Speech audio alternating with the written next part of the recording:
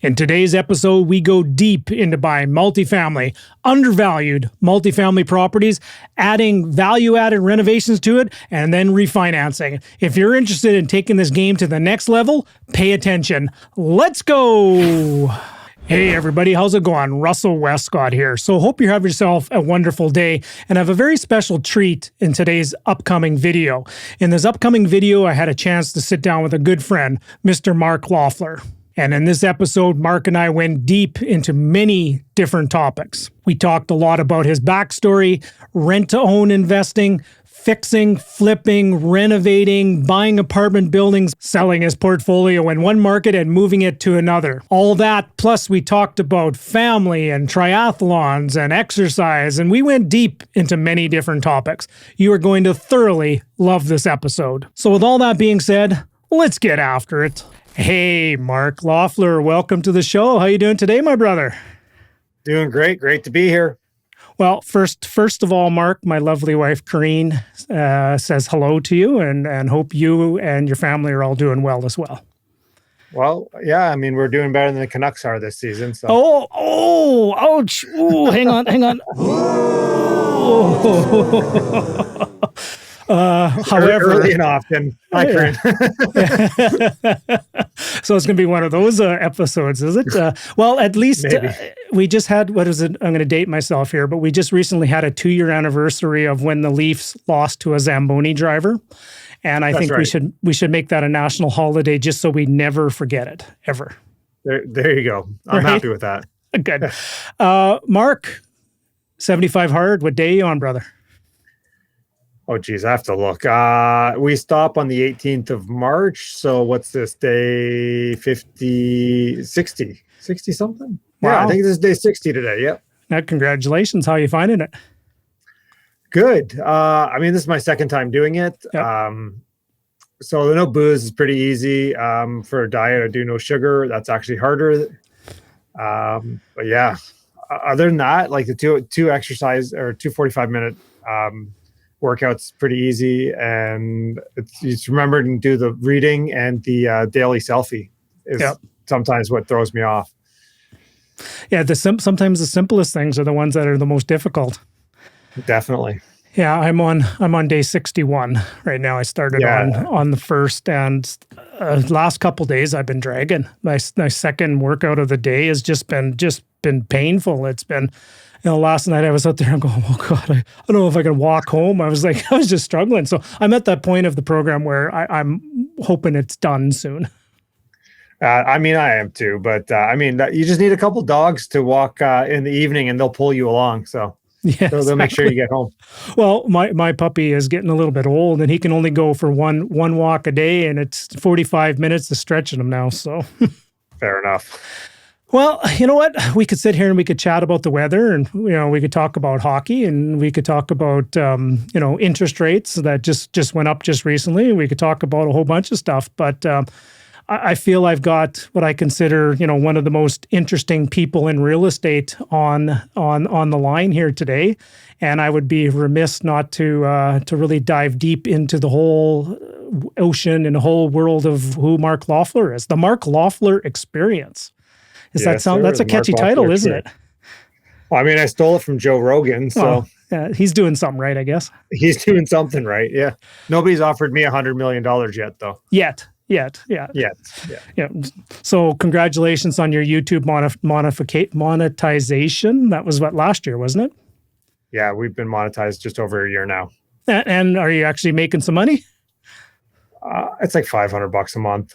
Oh, well, that's fantastic. It pays for the editor, it pays for some of the costs, right?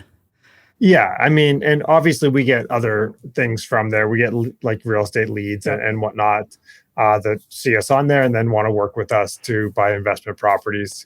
So that obviously pays the bills. So that's where the big bills are paid for. The $500 for the monetization pays for part of an editor. Right. And really the only reason to monetize is so YouTube will expand your reach and push it out to more people. Oh, I did not know that. So yep. I just got monetized myself late last year, and I think I've made $37 so far. And Congratulations. there you go. It takes $100 before they actually will pay you, though. Yeah, you can almost get a case of beer. Almost. And Well, then if you wait too long, it'll be double. It'll go up in price. Well, but not in Ontario, isn't it? Like $1 a beer or $2 a beer out there or something? No, it is. I don't know. It is. But they have to pay whatever price. I forget what it is. It's Anyways, you know what I'm talking about. Oh, I hear you. I can't think of the word right now. They have to pay the wholesale price or the stuff like that at the beer store. Scheduled price, yeah. Yeah. All right. Well, let's dive back. Are you okay if we take a little bit of backtrack into the Wayback Time Machine here a little bit? Yeah. It's been a while, and I'm going to just share the first time I met you quite a few different times, I believe, at this time. But the first time I ever really took a huge notice and a fan of what you were doing was probably one of the field trips that we were doing out in Eastern Canada with the real estate investment network. And I think it was through the Durham area. I believe it was. And I think it was Hamilton. It might have been Hamilton too. Like there was a couple years you did that. Yeah. But you just stood up. You were one of the bus leaders. You had the maps. You had an expertise. And I just got to go and I go, this guy knows what he's talking about.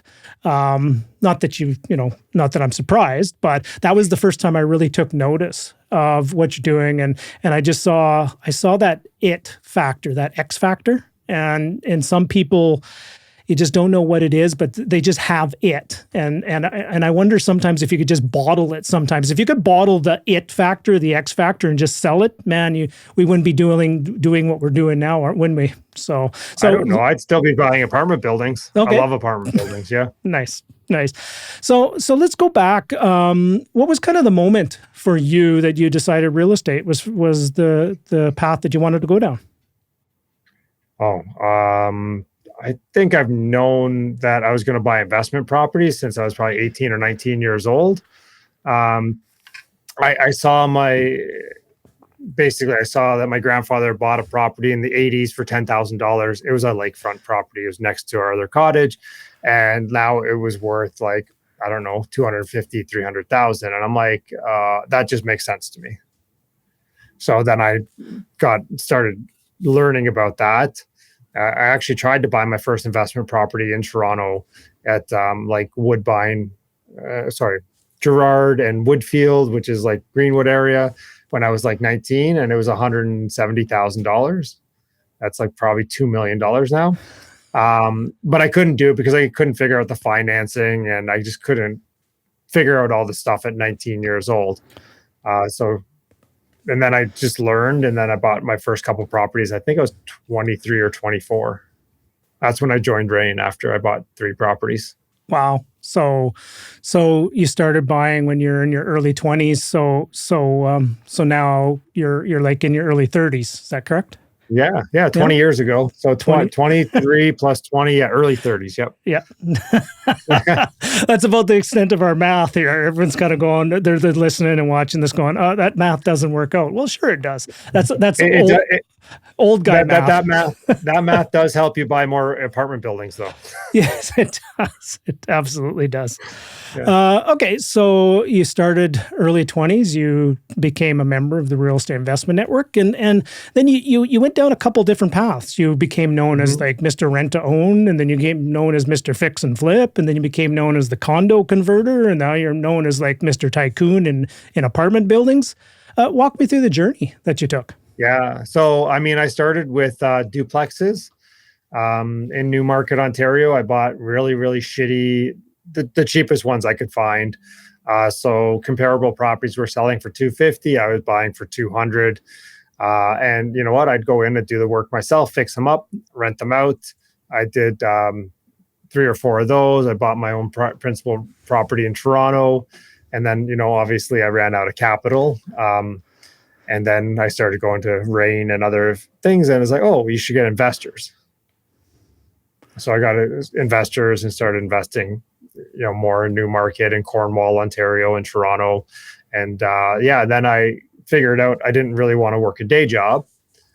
And I figured, okay, well, what in real estate investing can allow me to quit my day job so I can be full-time in real estate investing, and rent to own was one of those. I figured out that if I found great rent-to-own tenants, people would pay me for that. Which we would charge a tenant location fee, and we could charge a joint venture partner that, because it was a lot of work and a lot of effort to get those tenants. And, we were paying, pay-per-click and like ads and that type of thing. And then I did rent to own for, I don't know, 3 to 5 years. I don't really, it's such a blur, right? So yeah, you were kind of the pioneer of rent to own in Canada, if you will. Well, I mean, I learned it from Richard By, who was in Rain. Yeah. He's the one that he was like the godfather of it, and I just ripped off and duplicated what he was doing and made it a little bit bigger. And then when you're starting to do something on a bigger scale, people will come and ask you, "Hey, what are you doing?"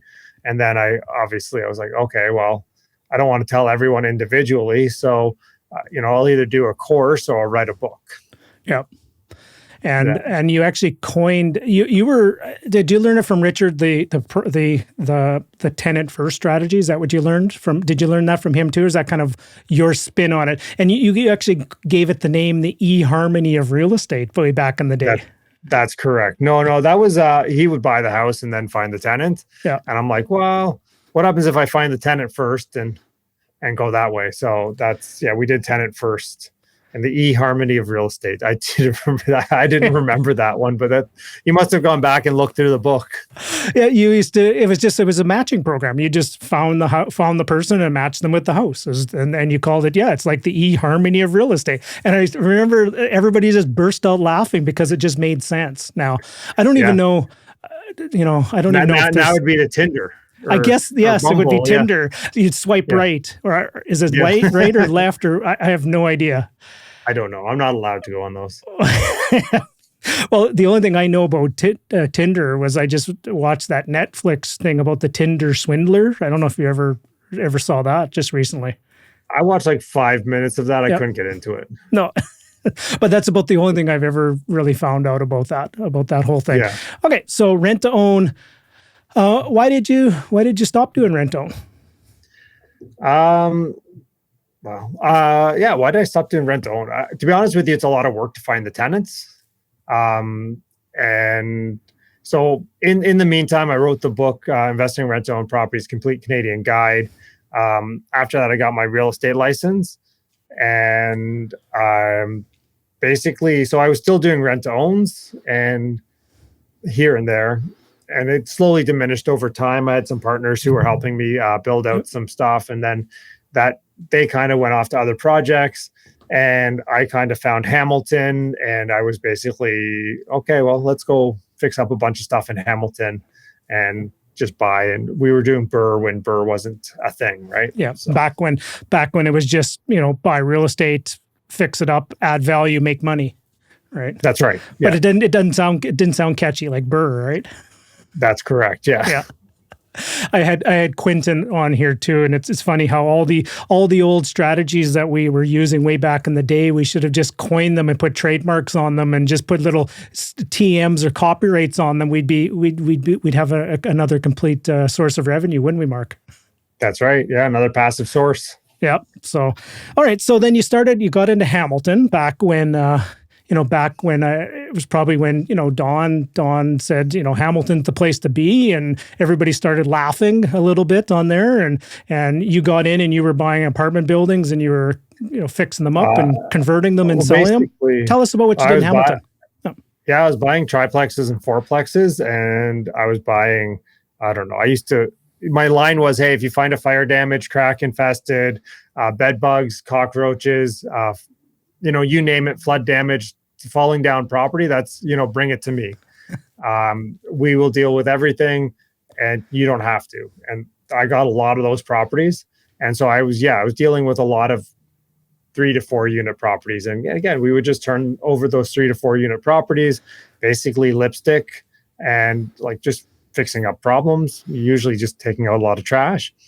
And that got me going. And then it got me into buying crappy apartment buildings. My first crappy apartment building was a vacant 18 unit that we bought for $600,000. and we put $1 million into renovating it. But yeah, I mean, so 1.6 in, we got to reevaluate it at 2.3 at the time, which was an unheard of price with CMHC for Hamilton at the time. And then, yeah, I just kept going down that path. And, you know, I've bought and sold, I don't know, 15 apartment buildings in Hamilton over that time. Wow. So I would imagine doing, you know, tenant first, rent to owns. I think you just answered the question why you probably stopped doing rent to owns. Just, you know, do one deal as a realtor and a couple apartment buildings, and you probably made more than all your rent to own deals put together. Well, that, and the other thing with rent to own is there's, like, at the end of the day, it's an exit strategy. I think you told me that. Yeah, it's a selling strategy. Yeah. It's a selling strategy. And I got tired of selling stuff or selling it when I didn't want to. Yeah. Right. So I wasn't in control of when I wanted to sell it. So I wanted to hold it for more equity gain over the time, but I didn't have that choice because I was contractually obligated. Yeah. So I'd rather have that control and, you know, buy and hold or sell it whenever I want to. Yep. Now, did you contract your purchase price at the very beginning of your rent owns? I did. Yeah. In some cases, did your tenants make more money than you did on the rent own? Yes. Yeah. Yes, yeah. Especially if you lock in your price in an appreciating marketplace. By the time the tenant closes, they're very motivated to close if the appraised value comes in significantly higher than what they're contracted to buy it at. Yep. But that's so old school now, eh, Mark? You're just buying things, renovating things. So when did you and Ian write the book Fix and Flip? Oh, geez. When did we write Fix and Flip? Do I have it? I don't have the copy sitting here, so I can't even look at the date. It's got to be like 7 years, maybe more, less. I don't know. Oh, geez. So Rent to Own came out 13 years ago. Okay. I think Fix and Flip, I think it's 9 or 10 years now. Wow. It's been a while. Yeah. But yeah, Ian and I were working on Fix and Flip together while I was buying apartments too. And he still does a lot more fix and flip than I do. Yeah. I like to hold a little bit more. Yeah. I always remember we'd go out to, Whitby area and we'd go see Ian's and he was, oh no, yeah, just put a little top up on that. What do you mean top up? Oh, we just rip this off to this, add another floor to this building, move it up in the house. And it's just like, oh, just a little top up. Right? Just a little, I just built a new house here. Yeah, exactly. He's like, I'm tearing this down. I'm like, oh, okay, what are you doing? Oh yeah, just going to build a house. And in 2 weeks, there's a new house there. I'm like, come build something for me. Yep. But no. If you do run into Zabo, tell him I want him on my podcast. He keeps saying he's not ready to be on the podcast yet. But I say, Ian, you're more than ready. You're like you have a story that I want to share. The secret is you got to show up to in his neighborhood in a convertible and make him sit down in your car and just do it on your iPhone. That's what I did with him. Well, or get the short bus out and get on there. And we last time I was out in that area, we got on the short bus. And I think it was the day that weed was localized or legalized, I should say. Not that we partook, but I was just, we were out there on the short bus and he had that helmet. It's just so much Ian. I miss him. Yeah. I miss my good friend Ian. So, well, he has a cottage on my lake now. So I see him all the time. Nice. Yeah. All right. So ballpark it for me before you're into this latest chapter of yours. How many places, units did you buy in the Hamilton area? Oh, geez. It's over 200, maybe 250. I don't even know at this point, to be honest with you. Oh yeah. Okay. Maybe even closer to 300 now that I think about it. So people that are either watching this or listening to this going, yeah, I hope I get to the point in my real estate career I forget how many properties I've bought. Mark, it's just because you've taken so much action. It's not because of the old age, right? That's correct. I mean, here's the thing. I never really thought about once they're gone, they're gone. Yeah. Like I can't lament that I sold that building for $1 million and now it's worth $3 million. That's not mine. I don't care. Good for whoever bought it, right? So I don't ever think about how many have I. I know I sold a portfolio of 160 units last year because that's still fresh in my mind. I know how many I own right now. How many do you have in Hamilton right now? So just Hamilton, I'm down to like 25 units right now. 25 units, okay. Yeah. But you made quite the splash and quite the proclamation about I'm selling my Hamilton properties. You were selling your Hamilton properties when a whole bunch of people were looking to buy more properties. Why would you do that, Mark? Well, I always like to leave a little bit left on the table for somebody. Yeah. Also, I saw a great opportunity out in Edmonton. So I wanted to move the money. That's like a swear word out in Ontario, as people will argue with you about Alberta or going out west or leaving Ontario. What made you decide to do that? So anybody who's invested there in the last 15 years, they all forewarned. But who was it that I forget who said to me, he's like, Mark, if there's anybody who's going to make money in Alberta, it's you. And I'm like, well, I mean, so far so good. Like, is that just because you're just going to not take no for an answer and just keep grinding away until you make it work? I don't think so. I mean, we just looked at the fundamentals, right? Like it's just going back to the fundamentals, and it's like, okay, well, you guys peaked in 2014 after your 05. Like you guys had a really good 05-06 run.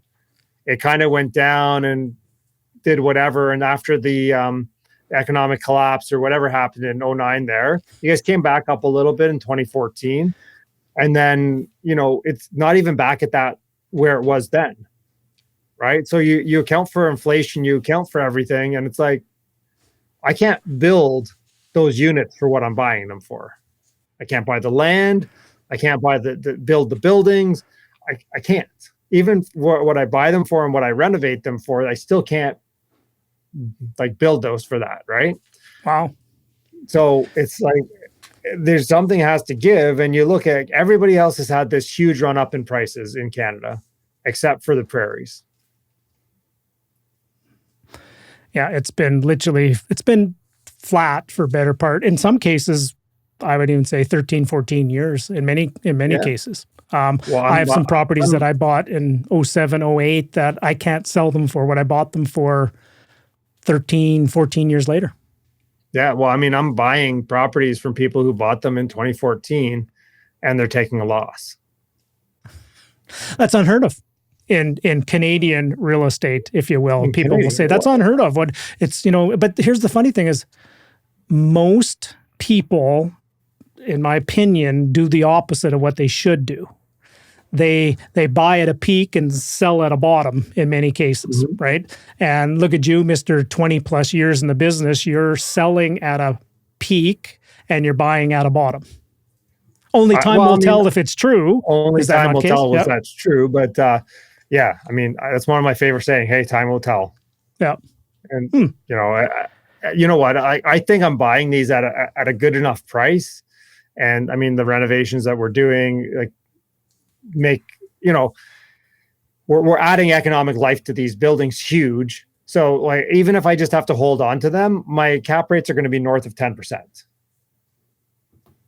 Wow. Okay. Well, let's do you have some numbers in front of you? Oh, I know I'm going to put you on the spot a little bit, but sure, you've numbers. Pardon me? I can talk numbers. Let's talk Don Campbell's building I bought last April. Okay.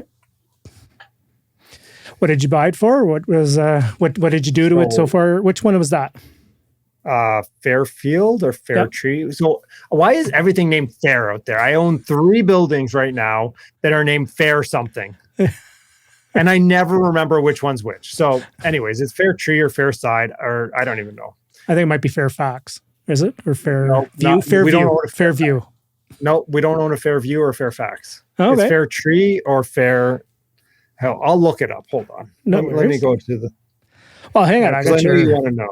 Oh, I got your Instagram account up here, brother. So there's an awful lot of stuff going on here. Are these wonderful pictures of your updates that you're doing? It's Fairtree or Fairfield. Yeah, I don't even know if that's the one, but that's what we're doing in all the units. Yep. So you're taking old 1980s properties And 1960s, yep. 1960s to 1980s. That's the interesting thing is in Edmonton especially, that was a boom of construction around the early 80s. So you will find most of the inventory of multifamily apartment buildings are of that vintage, because that's when there was a big giant construction boom, and that's when everybody built their properties. And a lot of those properties are still owned by the same people that built them back in the 80s, and they've been free or clear for like 20 years. So we just got one under contract yesterday, and it's from the original builder. Right. But why don't we walk through that one? Because you got that. What are you paying for that one? 95 a door, 20 units. 95 a door, 20 units. What area of Edmonton? Do you know offhand? 84th Street. 84. Okay. It starts with a C. I forget. I was talking to somebody today about it, but I'm horrible with names of like the little regions. Yeah. I know that obviously Dawn's was Clairview, Claremont. Cole something. I don't know. Yeah. But Dawn's was Queen Mary Park. It's close. They're all close to that, right? Yep. So, yep. The 106 and 84th. Okay. So 95 a door. As is, where is, what kind of, is it going to cash flow, or what kind of money are you putting in per door into the property? Well, it won't cash flow because there's 13 vacancies. 13 out of 20 are vacant. Okay. Yeah. Yeah, that's going to be hard to cash flow. But I tell you, probably the guy that owned it free and clear probably was cash flowing at those. Oh, 100%. Like he's collecting $7,000 a month in rent. Yeah. So he's like, whatever. Like it. Yeah. Anyways, and to be honest with you, I prefer getting a vacant building. Right. Well, you can actually evict a tenant in Alberta too, but I digress. We'll talk about that another time here. That's true. I mean, we can talk about my other buildings that I bought that were crackhead infested, drug dealers, all these problems, and you get everyone out within 3 to 4 months. Right. But this one is nice and clean. I can just show up day one and start renovating units. Okay. So you're buying for 95 a door. What kind of ballpark renovation package are you estimating to put in? I'm going to budget $750.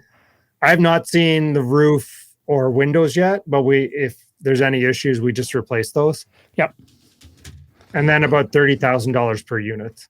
And that includes my interior costs of like if I put new vinyl down in the hallways or whatnot. Okay, so that $750 includes the $30,000 per unit, or is that over and above? Okay. No. That includes everything. So $750,000, 20 units? Yep. So you're looking at you're putting approximately $37,500 per unit, all in, everything like that. Yep. Okay. What do you think you're going to be taking your because in multifamily, as we know, it gets valued based upon the income and the expenses and the net operating income. What do you think you're going to be raising the NOI on that building to?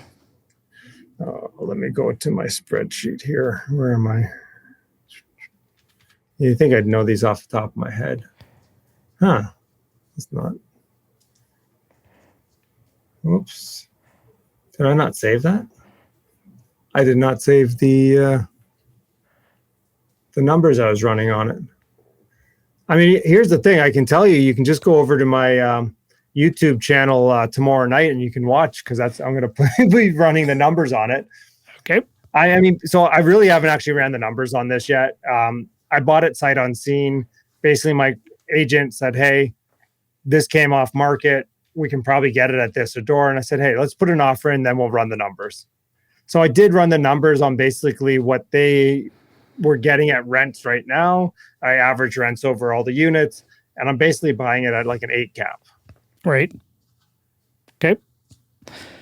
So just some quick math. If you bought it at 1.9, and if you do put 750 into it, you'll be into it for 2.65, give or take, right? Yeah. And do you have a ballpark estimation about what you can probably refinance it after it's all said and done, give or take? Yeah, it's going to be like 3.2 to 3.4. Okay. So there's $600,000 of spread there, give or take? Yeah, and that's a low estimate. It just really depends if what the market does, and that's CMHC's valuation, not Yep. what I could probably sell it for. So, Right. because we're going to try for the 95% financing, 50-year amortization. Because why wouldn't you? Yeah, no kidding. Because then you can pull out an awful lot more at the same time, and the cash flow numbers just get ridiculous once you apply 50-year amortization to it. So good. So good. It makes me think of the days when we used to get 100% financing and 40-year AMs back here. Well, in a very tight cash flow situation, that works. In one where you hope that you actually have some mortgage pay down, it's quite painful when the interest rates were a little higher and you were only getting like about $700 of mortgage pay down a year. Yeah, but we were actually cash flowing on stuff in Hamilton back then, right? Like, at 100% financing. So it was golden back then when we could do it. Nice. So, okay. So is the plan with this property to do the renovation package, get new tenants in, normalize it, refinance it, pull your capital out, and then just wait? Like what's the plan that you're doing here, Mark? Yeah, I mean, we have a 5 to 7 year time horizon that we're looking at in Alberta right now. So we think obviously Alberta's slated to lead the country in economic growth over the next 5 years. And we think there's going to be a bit of a runaway after that. So we will, buy as much as we can in the next 2 to 3 years and then do the same, renovate, just burr them, and hold them and then sell them into the boom. Okay. How are you getting the capital to close on these properties, Mark? I know it's just probably in your left hip pocket there, is it not? Sometimes. Well, you sold a good portion of your portfolio to probably free up some powder to move to another market. Yeah, but everything we've done right now has been with partners. So we've brought partners in on every deal. Yeah, joint venture partners, capital partners. How do you capital partners? Yeah. Do you mind me asking how you structure it with them? Sure. We work with accredited investors. Yep. And we do a corporate structure. We limit under 10 investors. Like on a 19 unit we just did, the raise was 1.2 million. So everybody, the minimum was $200,000. And one guy came in for $500,000 and another guy for $3 million and two other people for $200,000. So we had 4 investors on that deal.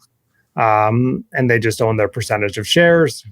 And we do all the work and get it done, refinance, away we go. What do you offer for the split within that structure? So they vary. We've done a couple different things. One, we did a 25% equity stake, but an 8% preferred return. Those are for buildings we know we can turn pretty quickly. Then stuff that we like, this one had a 5-year mortgage that we assumed with CMHC on it. So we did a 50-50 split, but no preferred rate of return. So do you have a business partner as well, or is it just it's your so you and your team 50%, your capital partners get the other 50%, they put up the capital. Did you put any capital as well, other than maybe some diligence costs or deposit money or something? So we put that up front and then we recoup that when the project is funded. Okay.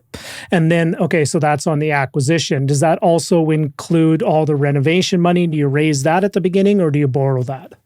No, so it depends. Yep. Sometimes we raise it. Sometimes we borrow it. Okay. Like on this 20 unit that we're buying right now, we're talking about getting 85% first financing and then 85 to 90% of all construction costs to be financed as well.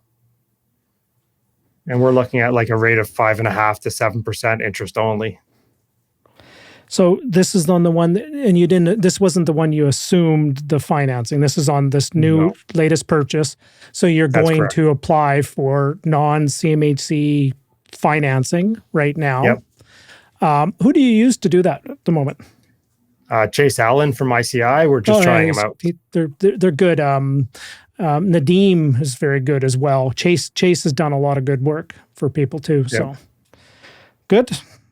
Who's your realtor? Are you using Chris? Oh, Chris Davies. Yeah. Yeah, he's a rock star. He's actually on the schedule to get on the podcast as well too. So there you go. I'm going to get my real estate license in Alberta, and he's going to let me join his team. Oh, well, there you go. Yeah. Look at you guys partnering up here, powerhouse. Mm-hmm. That's good. And I'm glad we're having this conversation because one of the things that I wanted to see and wanted to hear about was I'm a fan of new construction a lot more than buying older and renovating from things because up until just recently, I was not seeing the value I wasn't seeing the value lift. For example, up until maybe just a year ago or half a year ago, those properties that you would have bought for 95, put 30 in, you're into it for 125. After refi, they're maybe worth 129, right? Yep. So there's the margin is just not there for getting a value lift. That's correct. Just recently, we're just starting to see that again. Finally, to the point where you can actually probably pick up a property, put money into it, and it's going to be significantly worth more after you're done the work than just the amount of money you put into it. Well, I was a little shocked when I first went to Edmonton, and I was like, okay, you know what? I'm buying this 15 unit. I'm going to be out here. I have a crew. I have a team. So why am I not buying some of these smaller things? Like I'll buy some duplexes, fourplexes. But again, there was no value lift. They were showing me something that was like 600,000. If I put 100 grand in, it was worth 700. And I'm like, that makes no sense. Why would anybody do that? And they're like, oh, people do that all the time. I'm like, yeah, not me. Yeah. I'll just continue buying apartment buildings because, I mean, my worst case scenario on Don's when I bought it was, okay, I'm going to get 98% of all the money out. Right. And that's if nothing happens in the economy, if rents don't go up out there, if the vacancy rate doesn't come down, if things don't get compressed a little bit, then I'm 98%. Yep. And now the market's gone up since then, so I will be able to refi. And obviously this 95% thing came in, so that helped too. Yeah, absolutely. Are you still looking at buying, Mark? Obviously. Oh yeah. I mean, we just closed 59 units on February 14th. This 20 units closes at the beginning of May. Yeah. Yeah, because the only reason I say that is I just had a conversation with a friend of mine that has a 30 unit apartment building in Edmonton, and I said to him, I go, geez, you'd be quite surprised at what the values and how fast these things go. And he goes, really? People would buy it? And I go, all day long. So if you're interested, I can make the connection if you'd like. Let's do it. 95 a door. Done. I don't know if he would do that, but at the end of the day, I imagine it would be market value right now, and that's what you're paying based upon what the value is today, putting some time and effort and capital into fixing it up, and you're refinancing at what value will be after. Exactly.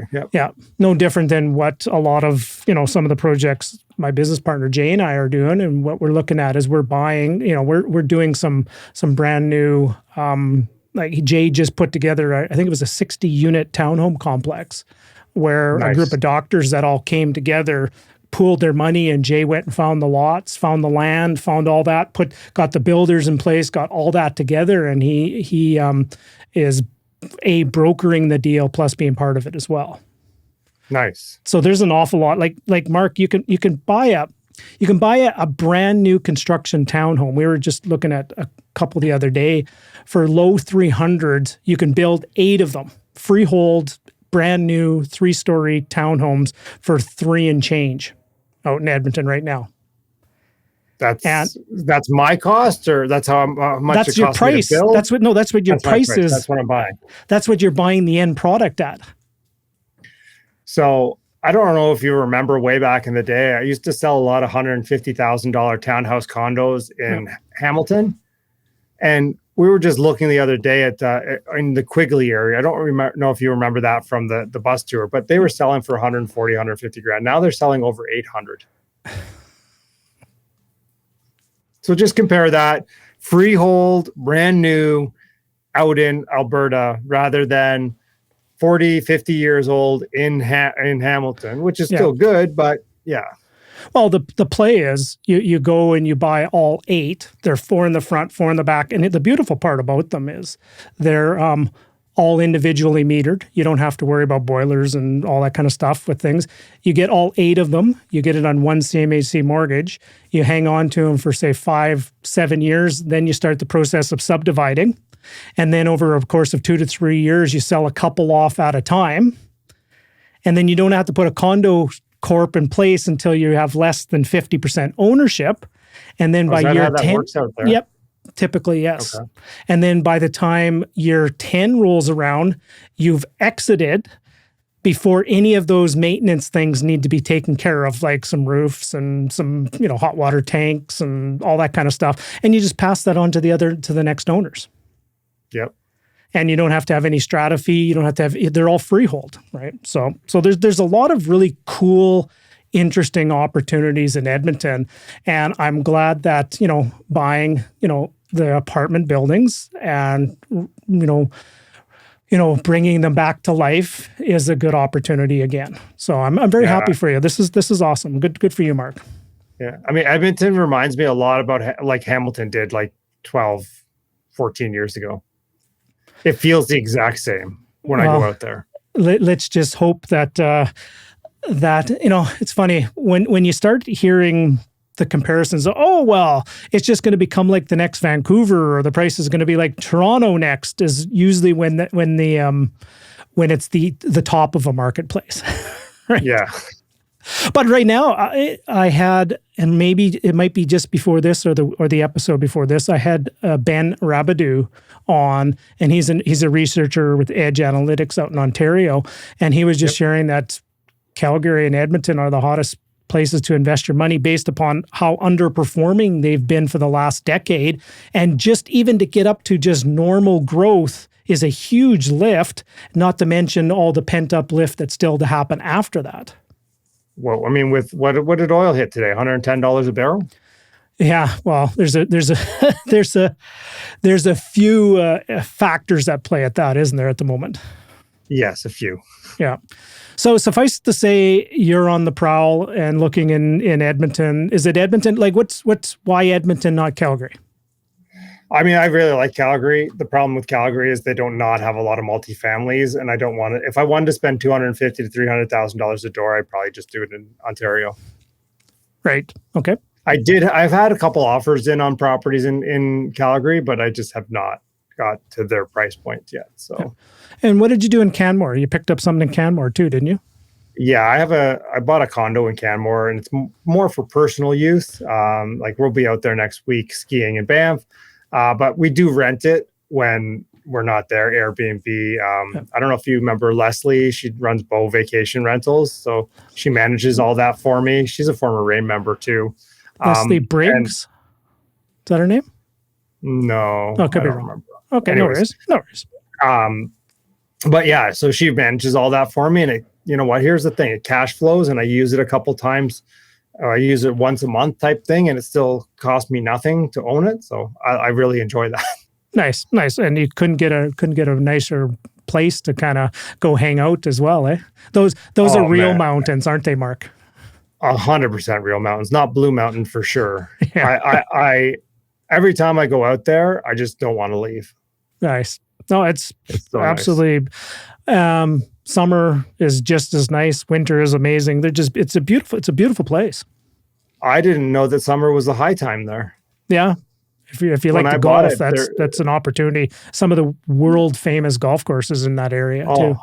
Golf was amazing, but hiking, like river rafting, kayaking, anything to do with water sports there, like it's just, it's unbelievable. Like they charge more in the summertime than they do in the wintertime. And I was like, I just want to go skiing. I don't know. Yeah. Nice.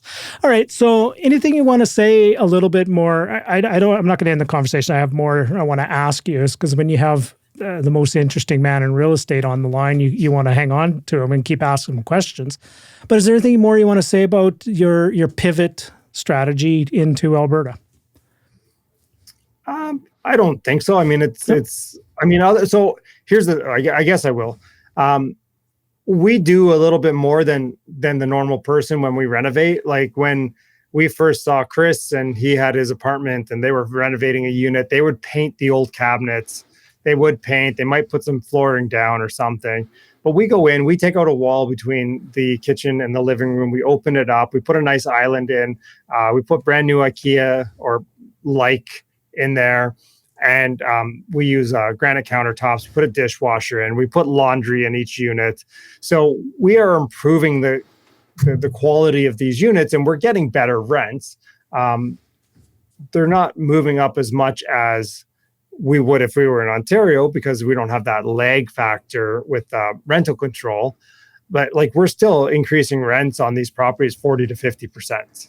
Wow. That's what I was actually just going to ask you is, are you seeing a good uptick? Because sometimes you can, maybe you're pushing the boundary of what the market will bear for quality in some of those areas too.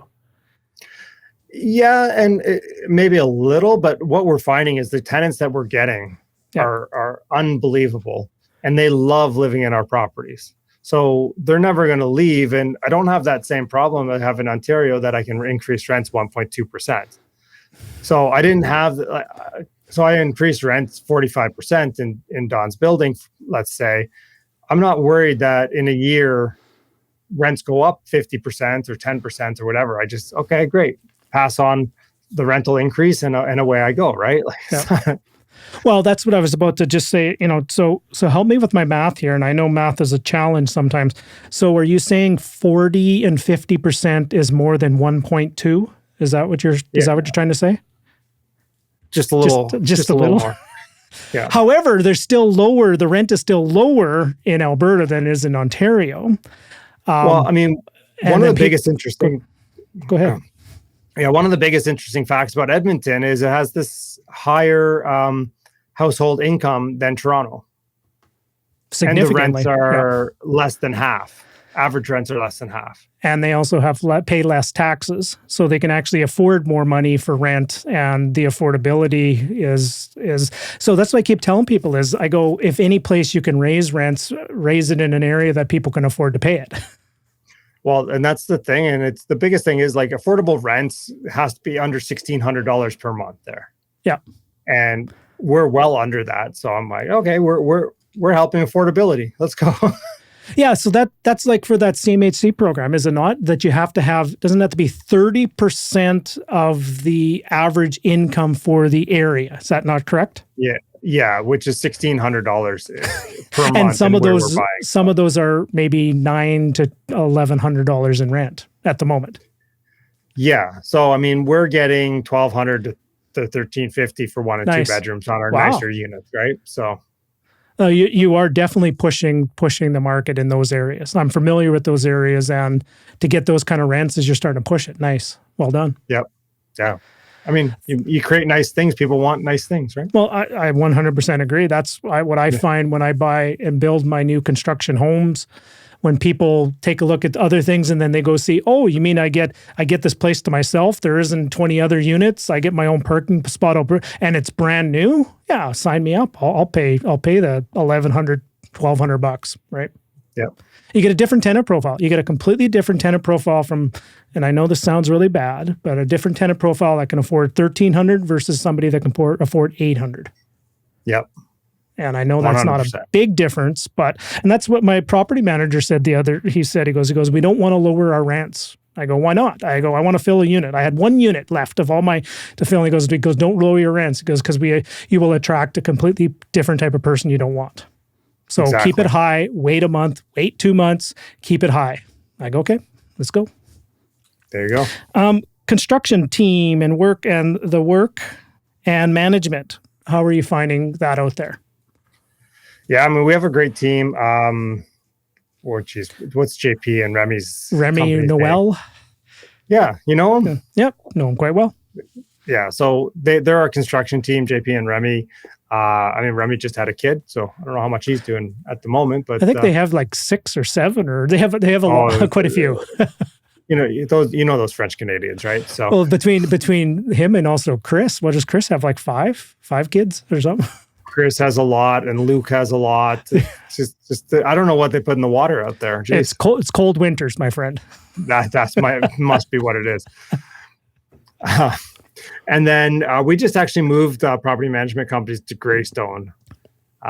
So we've been happy so far. It's been a couple of weeks. So Yep. we got fired from our first property management company. Oh, you got fired. We got fired. Yeah. You had too high of expectation. No, they didn't believe us when we told them we were going to buy the worst shit in Hamilton or in Edmonton. Yeah.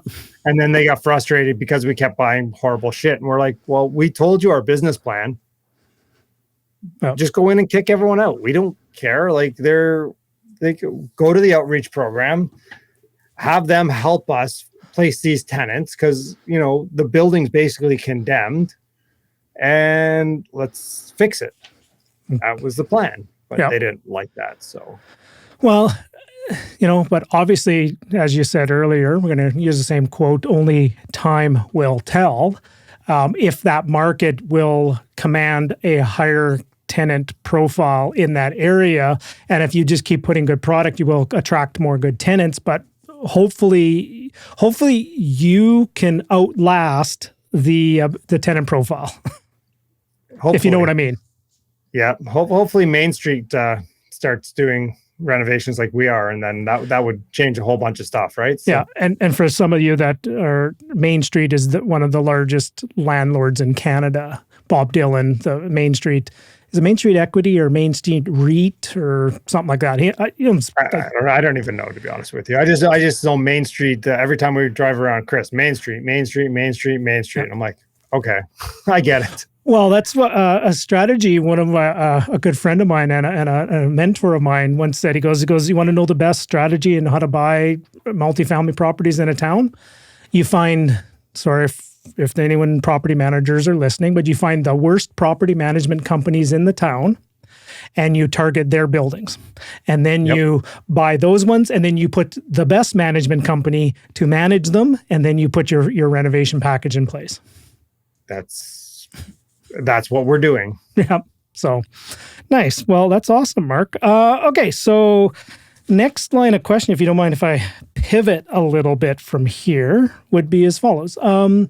You're a busy guy. You're a realtor. You're social media expert. You're a YouTube star. I would say a social media darling. Darling. Okay. Oh, yes. Darling. Nice. Yeah, social media darling. Darling. You're doing podcasts, and you're on this, and you're making to all the kids' sports and hockey games and soccer games, and you're buying multifamilies, you're converting all these kind of things. How the heck do you find time to do all this, Mark? I just leverage other people's time. That's the number one thing I do. I leverage other people's time. And then when they get super busy, I'm like, okay, great. We need to hire somebody for that position. Like, as of right now, we're hiring a COO of our business. And basically their job is going to be to oversee all of the administrative side of our business, plus to hire anybody we need in those positions. Wow. So you prescribe to the build the team, the who, not how process, in essence. Who, not how. Dan Sullivan. Yep. Yeah. It's a pivotal book. It's something I recommend to everybody. All my coaching clients, we try to live by that model while they're along. So all those medals over is it your left shoulder or your right shoulder? Which shoulder? This one. Those ones. Left. What are those? You're a triathlete or marathon runner? What are you doing there? Oh, there's various things there. There's triathlons, there's running races, there's I don't even know, a whole bunch of triathlons, half marathons. Yeah. When did you get started down that path? About 5 years ago, I started doing triathlons. So I was part of a networking group called Go Abundance, and it's for successful guys. And one of the guys is like, hey, we're going to all do this half Ironman in St. George, Utah at this time. And I'm just like, okay, I can do that. Yep. And I was like, I went, and I'm like, oh, well, I mean, I think I can do that, but I should probably get a coach. So I went and interviewed a bunch of coaches, and they're all like, why'd you pick that one? It's the hardest race there is. I'm like, number one, I didn't pick it. Number two is I think I'll be okay, but I think coaching would be a good idea. So you just went down, you just decided to do it. And were you ever a runner or a cycler or a swimmer before that? so I swam in high school. Yeah. And then I've always been a runner. I've always dabbled at running. Like I ran a couple half marathons and marathons here and there, but never really trained. And yeah, biking I hadn't done since I was a kid, really. So yeah, I had to go learn and do all that. Like I liked the premise, and I was always looking for something to do after being a rugby player. So you can't play rugby all your life. Hang on, turn your head a little bit there. You can actually fit earbuds in your ears in rugby, but there's no cauliflower ears. No, Come I on. didn't stick my head in the scrums. So you didn't stick your head where it didn't belong? No, I was a flanker. I was on the outside. Oh, you were the pretty boy on the outside. You were the glory boy that came in and got all the points, right? Well, flankers do all the tackling and get all the points. So, well, that's right. They're the most important, right? So, yep. That makes sense, my brother. So guys, we're just here with Mark Loeffler here today. We're just bringing a whole bunch of fire today. So everybody, make sure you comment and like the video and subscribe. And I'm supposed to push a little button here of just supposed to do that, right? Always make sure you thumbs up and subscribe and hit the bell notification, right? Just to make sure. Is that 1 million subscribers you got on there? Yeah, I made that up, by the way. Yes. That's your goal?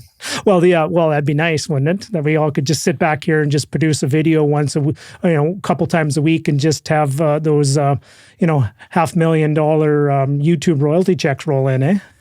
That'd be nice. Yeah. And then we could definitely just be dropping a whole bunch of bombs here, if you will, right? Just hang on. There we go. There you go. Finally bringing some bombs. Okay. So, Mark, what's next for you? You've started investing fairly early. You've written books. You've pioneered a concept in Canada, if you will, rent to own, and you've done fix and flips. You've gone into Hamilton's. You're now buying more apartment buildings. What's next for you after all this? What's the next trick? I don't know. I'm just going to continue buying apartment buildings in Edmonton for the near future. If I do see, I keep my eye on the U.S. market. So if I do see something down there, maybe I'll pick something up. But it seems a little overheated at this time. But the fundamentals in most areas seem pretty strong. So I'm kind of on the fence there. But if I see the right deal, I will pick something up. Yep.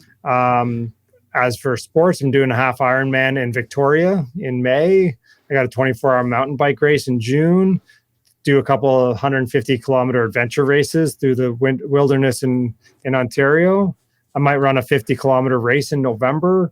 I'm going to go skiing next week in Banff. What else? We're growing the real estate team here in Ontario. You're like the Canadian David Goggins here. I don't think so. I don't swear as much as he does. You're not that hardcore? No, I'm not that hardcore. Yeah. Well, yeah, he just physically looks for the most impossible things and says, okay, now that's what I'm going to do next, right? So you at least have some enjoyment in what you're going to do. That's right. If I don't enjoy it, why bother? But yeah. I mean, the 100 kilometers I ran the one time, that wasn't really enjoyable. Or the 3 days after that I was in bed. 100 kilometers to run. Holy moly. That's crazy. That's crazy. I think I walked this past month 250 kilometers, but that was over 28. That was over 25 days. I think I did it in 25 days. But imagine we have the Goggins Challenge this weekend. You can do it with us. It's 4 miles for every 4 hours for 48 hours. 4 miles for holy. So we run a little bit longer because we want to run 2 marathons in 2 days. So we'll run 85 kilometers. Oh, it's crazy. You're insane, my brother. You're insane. Mark, where's the best place for somebody to get a hold of you? Yeah. Look me up on YouTube, the Mark Loeffler Experience, or Instagram, Living the Dream 40. Those are the 2 best places to find me. Oh, and hang on a sec here. I'm just going to pull up your YouTube channel. Here it is. What is the name of the Mark Loeffler Experience? Is YouTube. And you're doing an amazing job, Mark. You're doing an amazing job. You've got your, don't take this the wrong way, you got your clickbait titles and clickbait thumbnails down. Because at the end of the day, that's what it's about. Do it. Nobody clicks on it. What's wrong with people? Isn't Mark? You can have the best, most helpful video in the world, And if you don't have a clickbaity title or crazy thumbnail, nobody will even look at it, right? That's crazy. Yeah. That's where I've just been with mine. I'm actually starting to hype up some of my content a little bit more and take it some, instead of having what it's about is, how to flip houses for fun and profit. So the next one I'm going to put out is how to make $390,000 flip on one deal, right? Or something, right? Yep. So you're doing a hell of a job, Mark. And I'm not blowing smoke and sunshine. It's great to see, sorry if this sounds bad, but old dog, new trick. You're doing an amazing job with it. You're doing a very good job on your Instagram as well. So thank you. It's a great thing. And if somebody is interested in maybe some of your broker services and things like that, where would be is it Catano? Catano Loeffler, yeah. Catano Loeffler Services.com. RealtyServices.com. So it's on the screen right now if any of you are interested in connecting with Mark and finding out where he's going. But I highly encourage you to subscribe to his YouTube channel. It's entertaining. It's timely. It's like, Mark, I've got some days I sit there, I have this video idea and I'm going, oh, that would be awesome to shoot. And then all of a sudden the next day, Mark's already published a video. And I'm just... Forget it. Sorry about that. No, Mark, in this game, it's about the speed of implementation is really what it is.